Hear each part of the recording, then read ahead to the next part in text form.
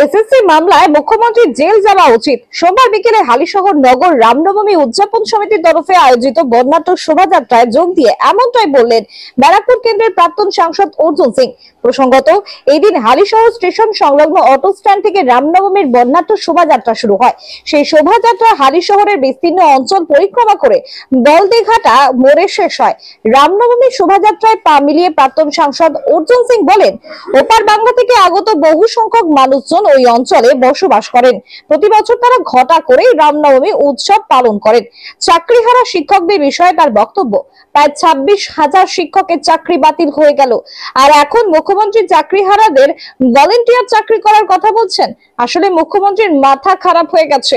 যোগ্য অযোগ্য শিক্ষকদের বিচার তো সুপ্রিম কোর্ট করেই দিয়েছে। সুপ্রিম কোর্ট ওনার কাছে একাধিকবার যোগ্য অযোগ্য শিক্ষকদের তালিকা চেয়েছিল, কিন্তু উনি তালিকা দিতে পারেননি। এখন উনি উল্টে সুপ্রিম কোর্টের কাছে যোগ্য অযোগ্যদের তালিকা চাইছেন। তার দাবি, চাকরি চুরির মামলায় ওনার জেল হওয়া উচিত।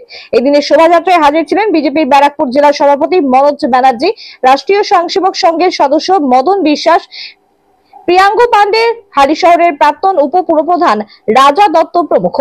ব্যারাকপুরের হালিশহর থেকে বিশ্বজিৎ নাথের রিপোর্ট, বাংলা এমজি নিউজ। এখানে বাংলাদেশের থেকে আসা মানুষ, এখানে বহু সংখ্যক মানুষ আছে। এখানে পরম্পরা আছে, সবসময় এখানে রামনবমী মিছিল বেরোয়। এটা প্রমাণ হয়ে গেছে রামনবমী মিছিলের হয়ে। আজকে সকাল থেকে এই মাননীয় মুখ্যমন্ত্রী আবাল তাবাল বকছেন। কি বলেছেন? এই 26,000 যে